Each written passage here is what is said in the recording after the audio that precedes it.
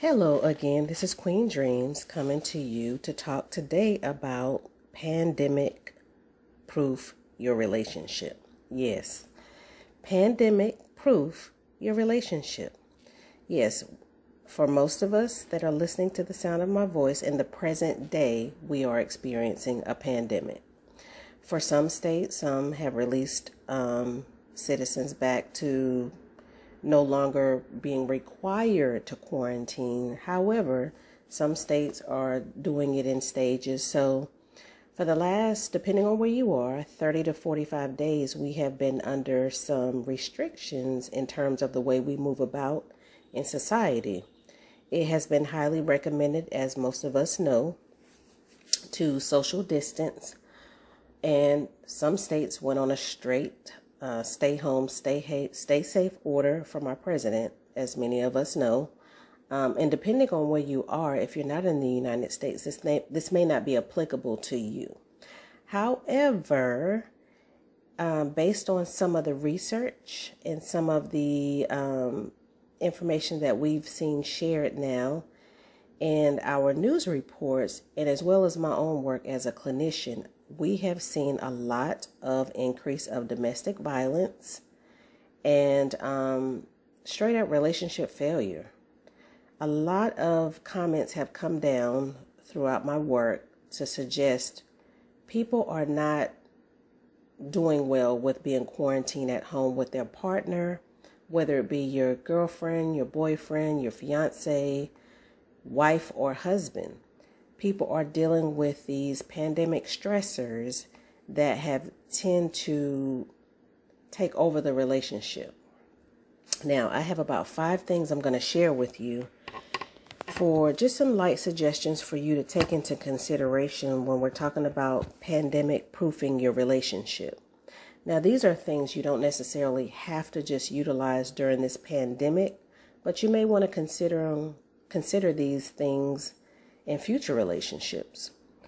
Number 1, remember your why. You ask, what do you mean remember your why? Why did you two come together?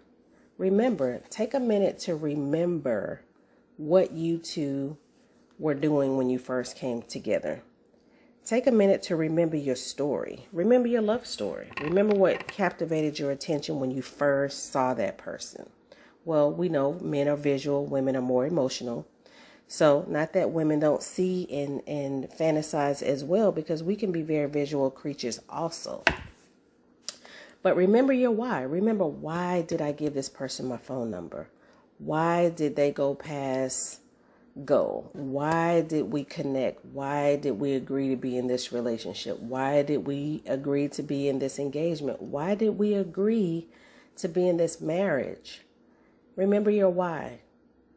And I would even go as far as saying, remember your what. What about that person strikes you so much that you would want to be in a relationship, in a engagement, or in a marriage? You've gone, those of you that have gone all the way to marriage, remember your why. Remember your what. Remember your mission of your marriage. Remember your vision of your marriage. Yes, think about these things. Discuss these things. And that may bring you back to a tender place, believe it or not. Number 2, do the 80-20 rule. Yes, 80-20. 80% of what they're doing is blank. What does that look like? It's 80% of what they are doing in this relationship. Do a pros and cons list. Is 80% of what they're doing something that builds you up? Does it multiply your life? Does it add to your life? Or is it 80% of dividing you or subtracting from you? Yes, let's do some simple math. Simple math in relationship always works. So take a minute and think about, what does that 80% look like? Is that 80% things you really, really enjoy and adore about your partner, your boyfriend, your girlfriend, your fiance, your wife, or your husband? Is 80% of it concrete? Or is 80% of it something that you otherwise have decided, now that you've been quarantined and up close and personal with this person, 80% you can no longer tolerate. In the 80% 80-20 rule, I would suggest look at your deal breakers and look at your deal makers. Yes, deal breakers and deal makers. Deal breakers are those things that have been identified as, I cannot deal with this. For some, it could be a habit-formed addiction that you just have learned you can no longer tolerate it. Or it could be something that, a deal maker, something that you learn about your partner through this pandemic. I really love them even more, the strength of them, you know. So really take a look at the 80-20, and in that, does 20% of what they do bother you or make you feel stronger in terms of wanting to further be with them? Is 20% of it a deal breaker, or is 20% a deal maker? Because we have deal breakers and we have deal makers. So make a list, do a deal maker and deal breaker list, and figure out, yeah, I really like this person. I really want to be with this person. For those of you in relationships, in engagement, this is a preview to marriage. This is your preview to marriage. This is your quiz. This is your test. This is the test to see what things look like in a marriage, because it's going to be the same.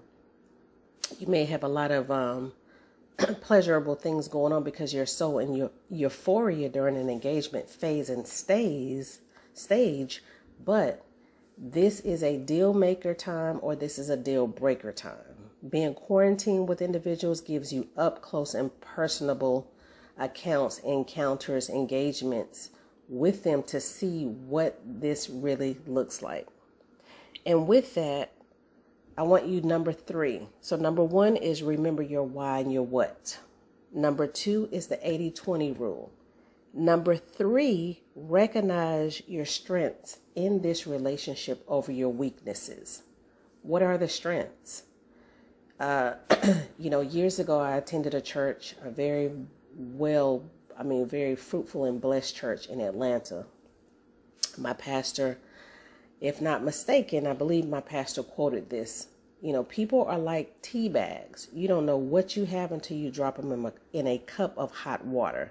I believe that came from my pastor. I always like to give credit where credit is due, and I so do not like those who try to, quote, creatively steal content, because all of us see things sometimes and we just share, and that's just being honest with you. So I want to make sure I give credit where credit is due. Those of us who don't do that, shame on you, because you're not that creative. All of us share things. All of us read things and see things, and we replenish and reshare and that type of thing. But not to take away from the content of this discussion. But anyway, shout out to my pastor in Atlanta. It's true. You don't know the strength of a person until you put the situation under scrutiny. You don't know the strength of a relationship until you put the relationship under scrutiny. And right about now with this pandemic, life as we know it has definitely changed for a lot of us. So you don't really know the strength of your relationship until you drop it in a stress encountered situation, and then you see what you really have. Again, we're like tea bags. Put us in some hot water and just take a look and see how long we're going to fizz out.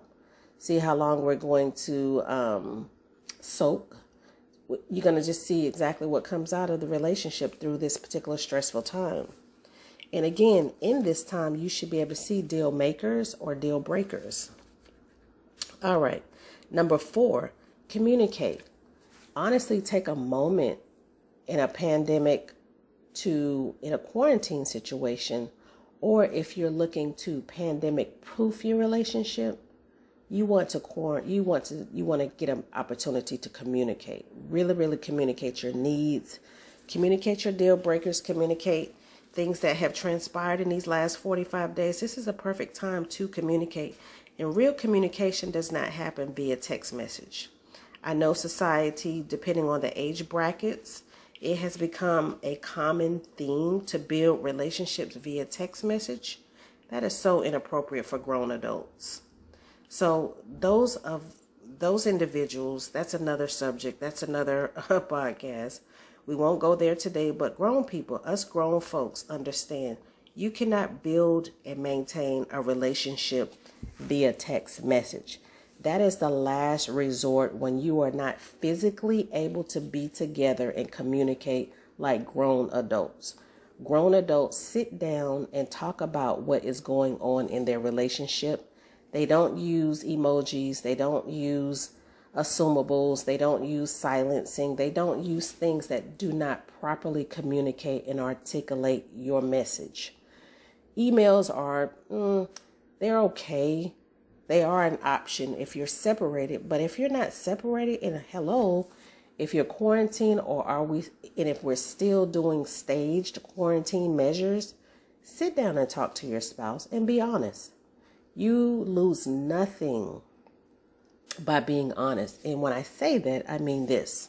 Sure, you may share things that are not pleasing to your spouse, your fiance, your girlfriend, or your boyfriend. And if they decide to do something drastic, such as leave the relationship because you shared your truth, well, you did the honorable thing. The truth really does set people free. Now, it may hurt. I won't disagree with you there. And you may lose something in the moment. But in the grand scheme of things, you're going to be the exception because you're going to be the minority to tell the truth and communicate openly. So that's number 4. Number 5, spend quality time together. During the quarantine, this has been a wonderful time for those of us who enjoy the deal making season. How about that? We'll call it deal making. It's deal making because you're spending that quality time. You're enjoying your partner. You're enjoying your relationship. You get a chance to nestle in, couple up, cuddle up, do the things that couples really need to do by enjoying quality time, especially if the two of you have very rigorous schedules. If you both work a lot, you're both traditionally not home at the same times, this has probably helped your relationship, and kudos to you and those of you who have taken advantage of spending that quality time. Now, here's some goals for quality time. Quality time doesn't mean distracted time. Distracted time when you're with your partner is not you're in one room, they're in another room, they're on their phone, you're in your phone, you're in 2 separate rooms. That's not quality time. Quality time is uninterrupted one-on-one time with just you two. It's not about the children. It's not about the bills. It's not about the house matters. It's not about what your favorite TV show is. That's not her favorite TV show is. Or it's not about your trap show that he doesn't really like. It's about quality time. Time to reconnect as a couple. Time to put the phones down. Your phone is not going anywhere. Your coworkers are not going anywhere. It's time for quality time. So those are some key measures, some key points that you can use for right now to pandemic proof your relationship. As usual, I leave you with this. QueenDreamz is all about helping women live life by design and not by default. I would love to work with you one-on-one or in a group. Please reach out for any type of one-on-one needs or any inquiries that you may have, any questions that you may have. Or you can also visit my website for any of my books if you want more information about anything I discussed in any of my YouTube uploads. Any of the content typically comes somewhere, somehow, sometimes out of one of my books. My first book is called Through the Eyes of a Daughter, where I encourage fathers to remain in their daughters' lives after the divorce, after the relationship ended. The second one is called Seeds of Hope, which I speak from quite often because it is an inspirational devotional guide. So that one is a really, really good pickup. And the third one is Loving You Feels Right, But I Don't Want to Be Wrong. So if something you heard on any of my videos is something you need more of, please reach out and contact me. In the meantime, ladies, let's live life by design and not default. Thank you so much. Stay safe and stay blessed.